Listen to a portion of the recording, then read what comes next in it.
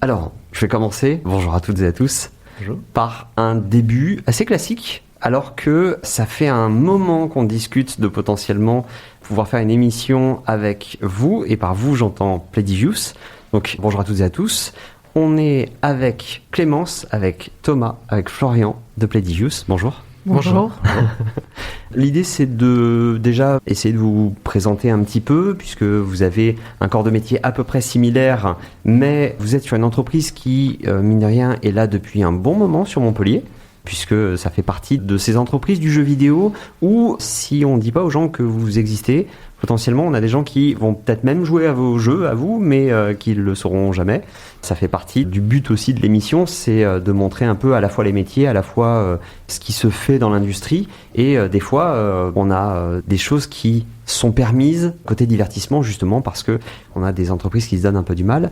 Je vais commencer par Florian. Est-ce que tu peux nous présenter rapidement Playdigious ? Playdigious, c'est une entreprise qui est à la base éditeur de jeux, mais spécialisée dans le portage. C'est-à-dire qu'on va prendre des jeux d'une plateforme, typiquement PC-console, on va l'emmener vers une autre. Nous, notre cœur de métier, ce dans quoi on est les meilleurs, c'est le portage vers mobile.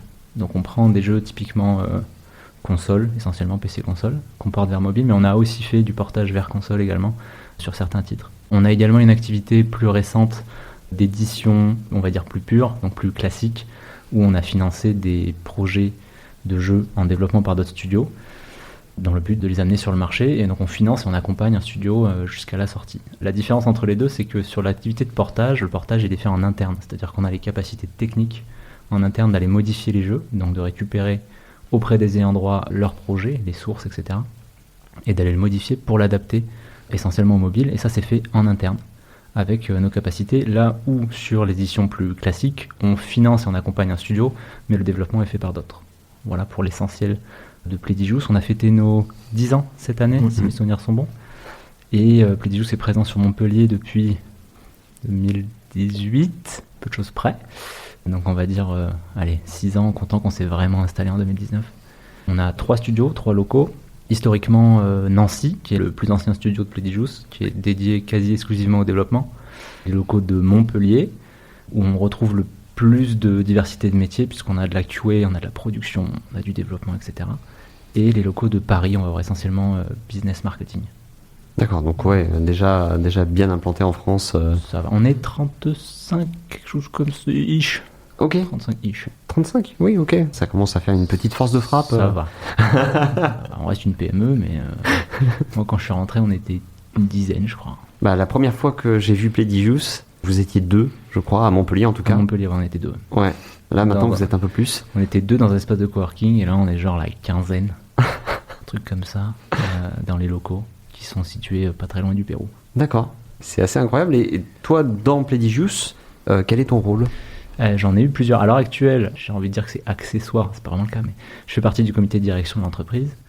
Mais mon rôle actuel, c'est de gérer les sujets transverses. Donc, typiquement, laisser les équipes se charger des projets, mais sur tous les sujets qu'on va retrouver soit à travers différents métiers, soit à travers différents projets, et qui nécessitent de garder une vision cohérente et commune, je vais me saisir de ces sujets-là. Donc ça peut être du développement d'outils, ça peut être des solutions intégrées dans tous nos jeux, et on veut s'assurer que ce soit fait de manière quasi identique dans chacun, ce genre de choses. Et certains sujets qui, eux, arrivent un peu plus tard, typiquement le service client, va être sous ma responsabilité officiellement. Même si elles sont très autonomes, elles n'ont pas besoin de moi en vrai. Et de formation, et historiquement, je suis rentré chez Playdigious en tant que développeur. En tant que programmeur. Ouais. J'ai à mon actif Dead Cells et Dead Cells. Voilà, puisque ça fait 7 ans que ça dure. Oui, c'est ça, c'est ce que j'allais dire. Là, on aura l'occasion de parler plus longuement des projets, justement, de Playdigious et de votre rapport à ces différents projets, parce qu'en plus, effectivement, il y a certains jeux, certaines adaptations qui ont duré avec beaucoup de mises à jour, beaucoup de choses, beaucoup de contenu. Mais ouais. 2 produits qui se qualifient en live ops à l'heure actuelle, essentiellement. Je dirais Dead Cells et Northgard. Alors après, on a des jeux sur lesquels on fait des updates, on en rajoute du contenu. Les live ops se distinguent par la régularité de ce contenu et le fait qu'il n'y ait pas vraiment de fin planifiée au départ. Dead Cells, la fin a été annoncée par l'IP owner il y a 1 an et quelques, il me semble, peut-être fin 2023. Je sais pas exactement les dates. J'aime bien parce qu'il y a des termes techniques qui sont propres, alors à la fois aux jeux vidéo, à la fois au marketing. C'est-à-dire que le IP owner, c'est l'ayant droit. Ouais. C'est l'ayant droit. Ceux qui possèdent la propriété intellectuelle et qui sont en général à l'origine du jeu, mais c'est pas toujours vrai. Donc ici, dans le cas de Dead Cells, ça va être Motion Twin. Mais ça pourrait être un publisher qui a racheté les droits, par exemple, même si ça se fait de moins en moins. Et donc les jeux qu'on appelle des game as a service, ou on considère du live ops, qu'il faut entretenir sur la durée, qui ont du contenu qui est produit de manière régulière. Il y a eu Dead Cells et Northgard. Les autres jeux ont eu des updates qui sont arrêtés assez rapidement, c'était plus des DLC avec du contenu fixe. Là où Dead Cells, on savait que y avait une update tous les X mois sur ce modèle-là. Donc c'est vrai que le jeu du coup a une durabilité assez étonnante comparée à notre catalogue de ce fait-là. Et ça explique qu'on travaille encore aujourd'hui dessus. C'est pas ce qu'on fait le plus, on va dire, chez Playdigious. Ok. Voilà. Puisqu'on porte des jeux qui sont déjà sortis, et typiquement, on va viser des jeux forcément qui ont une notoriété et un succès. Certains peuvent être assez vieux, auquel cas c'est sûr que la vie du jeu est terminée, donc il n'y aura plus de contenu, etc. D'autres qui sont un peu plus récents, il peut encore se passer des choses. Mais globalement, le plus confortable pour nous, en termes techniques, j'entends, c'est pas forcément ce qu'on recherche le plus, mais en termes techniques, le plus confortable, c'est de partir sur un produit dont on sait qu'il est déjà terminé. Au moment où on commence le portage, on dispose déjà de tout. Et on sait qu'il n'y aura pas de surprise. Là où le live ops introduit forcément un certain nombre d'inconnus comparé au reste. Oui, parce que là, c'est à vous de gérer. L'ayant droit fait le contenu, et puis nous, on récupère ce que l'ayant droit a fait. Okay. Et souvent, pour plein de raisons légitimes, ça ne prend pas trop en compte notre partie de l'équation. Et donc, on trouve des solutions. Parfois, ça nécessite un peu de travail, un peu plus que prévu. Et on est avec 2 personnes qui sont du côté développeur, même si je résume, parce que j'ai cru comprendre qu'il y avait du multitâche. Clémence ? Oui, bonjour. Bonjour. On a parlé de développement d'une façon générale pour qualifier ton métier, mais en fait, il y a plusieurs ramifications, d'après ce que j'ai compris. On doit prendre le projet et le mettre sur mobile. Donc ça va être un peu tous les aspects qui se passent dedans. Il n'y a pas forcément de développement gameplay, mais ça va être de l'adaptation d'interface, de la gestion mémoire, parce qu'un téléphone est moins puissant en général qu'un ordinateur. Plein de détails techniques qui vont parcourir tout un panel de spécialités de programmation différents, et on ne peut pas vraiment se rentrer dans une case à ce niveau-là. Alors, j'ai envie du coup de creuser un peu cet aspect-là, parce que souvent on a des gens qui connaissent pas trop le jeu vidéo et qui vont parler de développeurs d'une façon très générique, sans parler justement des différents aspects que tu viens d'évoquer. Il y en a même qui sont encore à parler de programmateurs, par pitié, arrêtez. Mais du coup, est-ce que Clémence, tu peux nous donner un peu un ordre d'idée des différents domaines auxquels tu as dû toucher ? Parce que tu parlais d'interface d'un côté, il y a la mémoire de l'autre. C'est autant de métiers différents ou comment ça se passe ? Alors, Playdigious, c'est ma première expérience professionnelle. Donc, j'ai comme aperçu seulement ce que j'ai fait chez Playdigious, donc j'ai pas vraiment de référentiel à côté.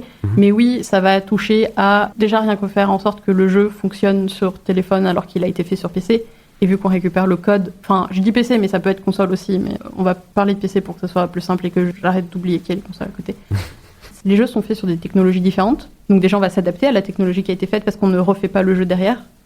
Donc, par exemple, il y a des jeux qui vont être faits sur Unity, qui est un moteur de jeu qui offre des outils qui permettent de passer assez facilement sur téléphone, etc. Enfin, qui offre un cadre.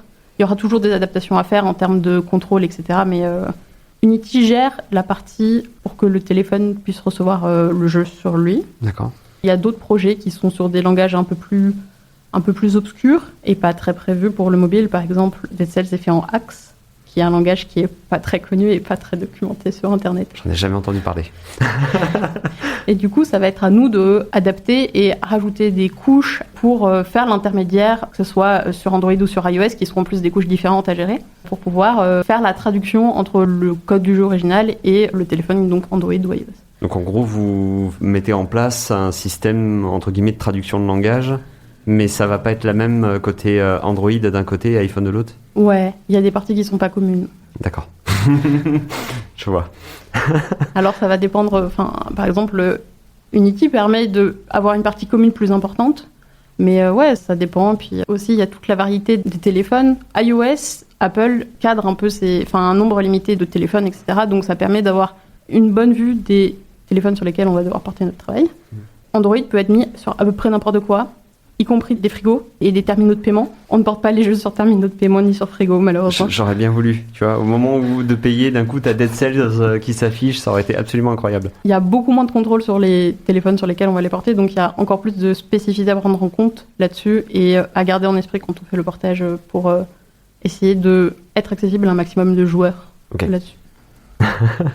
Et on est avec aussi Thomas, qui toi, tu as rejoint aussi Playdigious sur ce projet-là. Non, c'était pas ta première expérience, si? C'est ma première expérience professionnelle aussi chez Playdigious, mais j'ai démarré comme beaucoup sur Dead Cells. D'accord. Qui a été le projet d'entrée de pas mal de gens, vu qu'il a resté aussi actif sur une longue période. Également dans le rôle de développeur, je partage l'avis de Clémence on ne peut pas vraiment se mettre dans une case plus précise que développeur vu qu'on doit traiter tous les aspects. Ça vous demande quand même un aspect très pluridisciplinaire? C'est-à-dire que quand vous accueillez un projet, on parle de Dead Cells, on est sur un jeu 2D assez coloré où en fait on appelle ça un roguelite, on en a déjà parlé dans ces émissions sur Radio Clapas, c'est le principe de, à un moment donné ou un autre, il va falloir perdre. C'est repartir au tout début et peut-être vous avez gagné quelque chose, débloquer une capacité ou débloquer un moyen d'aller un peu plus vite la prochaine fois ou un peu plus loin surtout.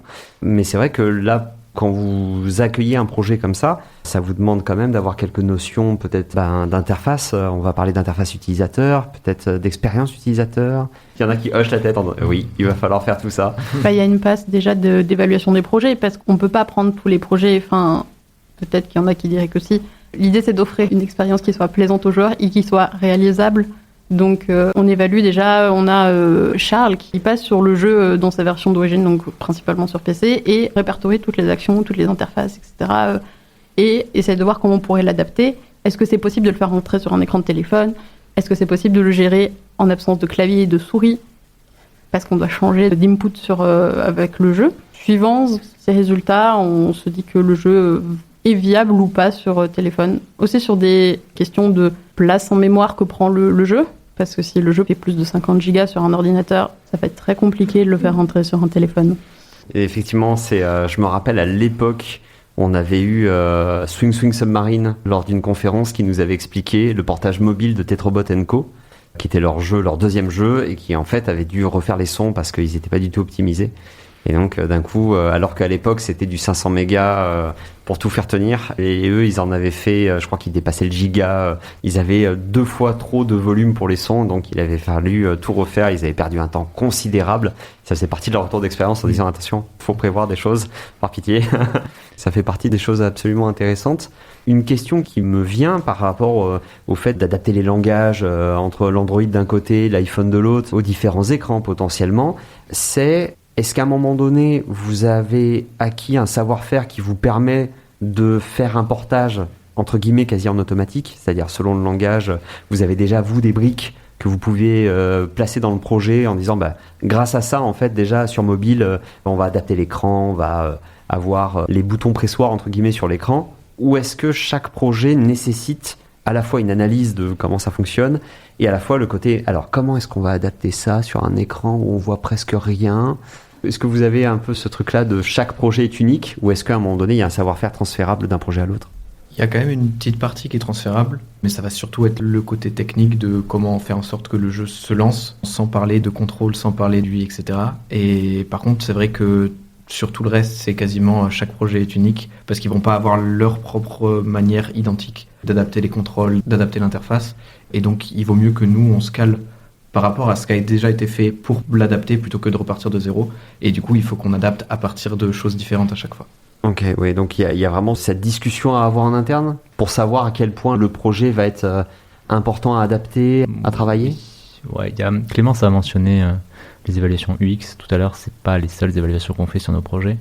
Il y a une évaluation technique où de manière générale, on demande à pouvoir évaluer le code source du jeu pour vraiment les mettre les mains dedans et se dire, ok, qu'est-ce qui est nouveau, risqué, qu'est-ce qu'on sait faire, qu'est-ce qu'on sait pas faire, et essayer de comprendre un petit peu l'échelle du projet d'un point de vue technique. De cette évaluation, on va sortir un taux de risque. Alors on peut avoir un nom définitif parce que c'est infaisable techniquement, mais jusque là ça nous arrive très très très rarement. On aime bien se retrousser les manches, mais on a un taux de risque et qui, combiné à d'autres évaluations, va nous permettre de dire bon, est-ce que ça vaut le coup, est-ce qu'on va être rentable dessus, est-ce qu'on va pas se vautrer, etc. Donc oui, il y a une partie en effet où on va devoir se poser ces questions-là sur la capacité à adapter les technologies des jeux, parce que Thomas le disait, chaque jeu vient déjà avec sa techno. On ne réinvente pas la roue à chaque jeu. On prend ce qu'il nous donne, on s'adapte dessus, on essaie de se greffer au maximum sur le jeu, parce que c'est très souvent le chemin de la moindre résistance, c'est clairement de faire ça. Sachant que les jeux qui sont basés sur des engines, donc des moteurs de jeu répandus, vont quelque part bénéficier d'une certaine forme de standardisation et nous faciliter la vie. Mais en dehors de l'aspect purement technologique, il y a aussi l'aspect design. Il faut savoir que chaque créateur de jeu va y mettre un design particulier. Et ce design, soit on va dans son sens, soit on se bat contre, et il est propre à chaque jeu. Et ça, on ne peut pas le changer. Donc il y a vraiment une partie de savoir à quel moment on peut rentrer quelque chose qui va être relativement standard et on s'en sort bien, à quel moment on doit faire un truc vraiment à la sauce du jeu, et il s'avère que très souvent, on doit le faire à la sauce du jeu. D'accord. Il y a très très peu de moyens, enfin on peut en effet porter une chose d'un projet à l'autre, ça nous arrive, on porte surtout de la connaissance, plus que des éléments techniques, Vraiment, la plupart du temps c'est, sur tel jeu on sait qu'on l'a fait comme ça, on a rencontré tel et tel problème, on sait comment le refaire sur l'autre, mais on porte très rarement une solution toute faite. Donc là, pour un portage, ça demande une partie, alors je vais appeler ça de négociation, mais c'est pas exactement ça, c'est une discussion, c'est un échange avec le studio qui a les droits, qui a fait le jeu au départ. Et donc, il y a cette espèce de discussion après analyse, après étude technique, en disant, bon, bah là, ça va être faisable comme ça, nous, on voudrait vous proposer ça pour telle partie. Est-ce qu'il y a cet échange-là ? Alors, je suis pas au business, donc je vais pas commencer à dire des bêtises. Mais alors déjà, oui, on peut parler de négociation, il en sort un contrat, donc il y a de la négociation, c'est notre fabuleux système. Et derrière, nous, quand on fait l'évaluation, là, les échanges ont déjà démarré. L'entreprise, l'ayant droit, ne nous donnerait pas accès à son code pour évaluation si elle n'avait pas un intérêt légitime à ce qu'on travaille dessus. Parce que c'est vraiment leur bébé, c'est leur propriété intellectuelle qu'ils nous mettent entre les mains. Ils ne prendraient pas le risque de le partager à n'importe qui. Donc à ce moment-là, quand nous on évalue, on sait qu'ils sont intéressés, qu'on est intéressé. La question c'est de savoir est-ce qu'on peut. En fonction de ce qu'on évalue, on va en effet changer l'approche, soit en termes de planning, soit en termes de ressources allouées, soit en termes de partage des revenus, je ne sais pas exactement, parce qu'ils se débrouillent au business, ils négocient. Et ce qu'on fait beaucoup chez Playdigious, par contre, c'est on ne va pas aller fournir un plan point par point à l'ayant droit en disant on va faire ça comme ça, ça comme ça, ça comme ça. Déjà parce que souvent les gens qui négocient ne sont pas des gens qui peuvent vraiment comprendre ce genre de dialogue. Il faudrait qu'on parle avec des techniciens, des devs, etc. Et aussi parce que notre approche c'est on connaît notre métier, faites-nous confiance. Donc à partir de là, c'est on va respecter votre œuvre. C'est vraiment un des points clés chez Playdigious, on va l'adapter. On n'est pas là pour la modifier, la tordre dans tous les sens, on va l'adapter pour qu'elle soit, on va dire, optimale si on peut sur mobile, mais on va la respecter. Faites-nous confiance pour savoir faire ça. Laissez-nous la liberté de faire. Et à partir de là, nous on fournit bien entendu régulièrement ce qu'on appelle des builds, mais bon, c'est des livrables, des versions du jeu sur mobile pour qu'ils puissent se faire une idée de ce qu'on a fait, comment l'adapter. Et à partir de là, sans avoir besoin de leur mettre sous les yeux des documents techniques, ils peuvent vraiment se représenter comment l'adaptation fonctionne. Et souvent, cette méthode a vraiment bien porté ses fruits. On a des très bonnes relations avec nos partenaires. Certains grands comptes sont un petit peu plus frileux avec ce genre d'approche. On s'adapte, on fait ce qu'on peut.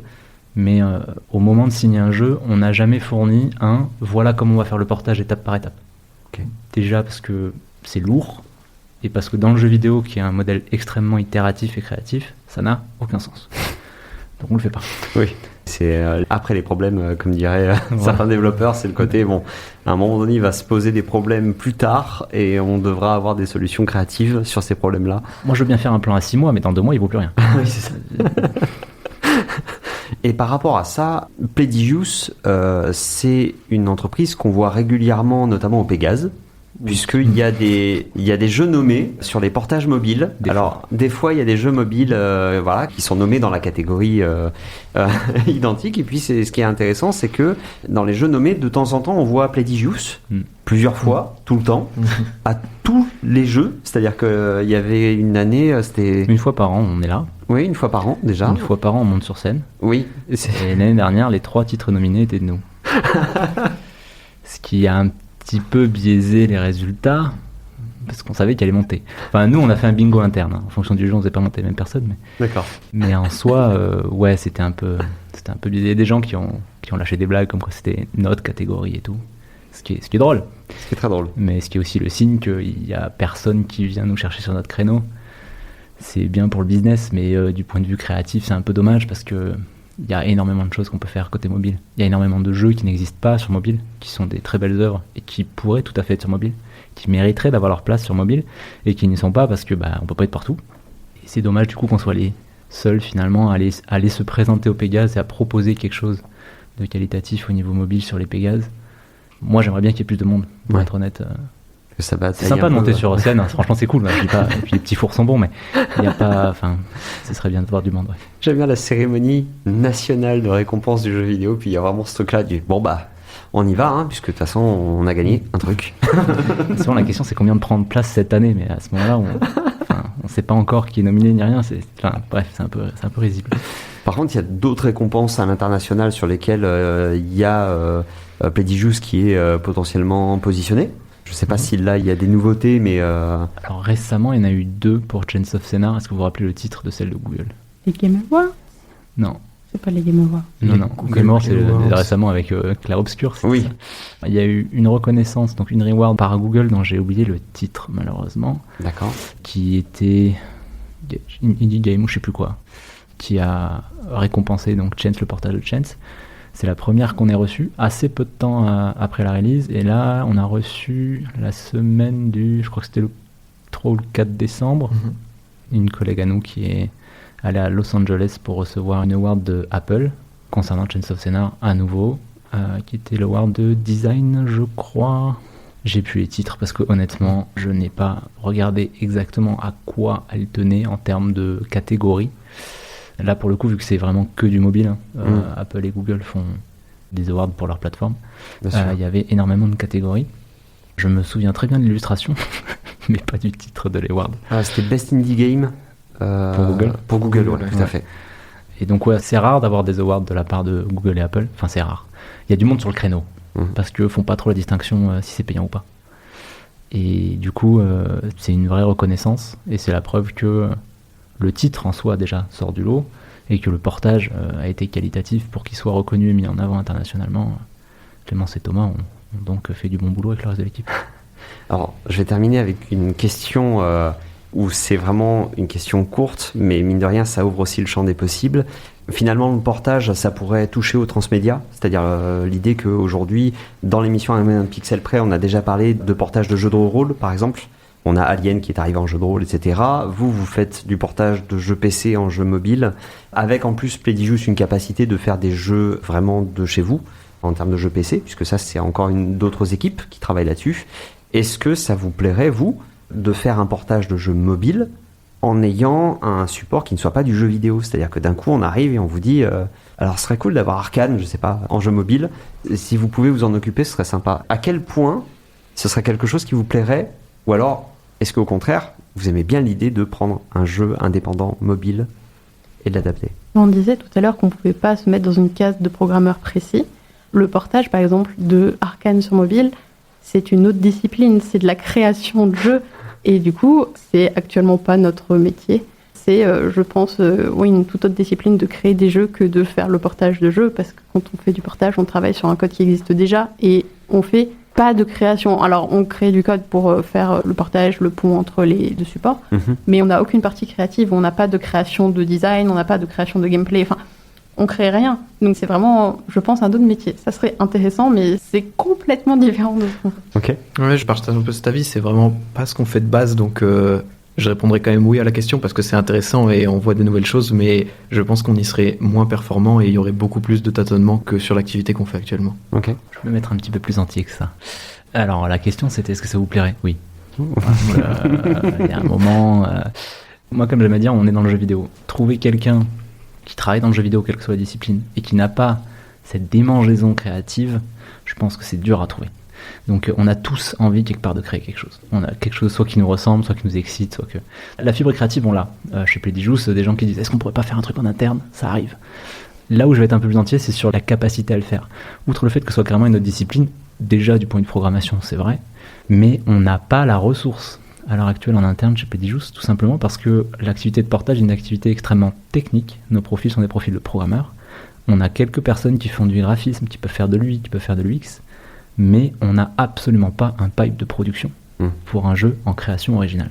On n'est pas capable de produire du son, on n'est pas capable de produire des assets 3D, etc. à un niveau de qualité et avec des contraintes de création.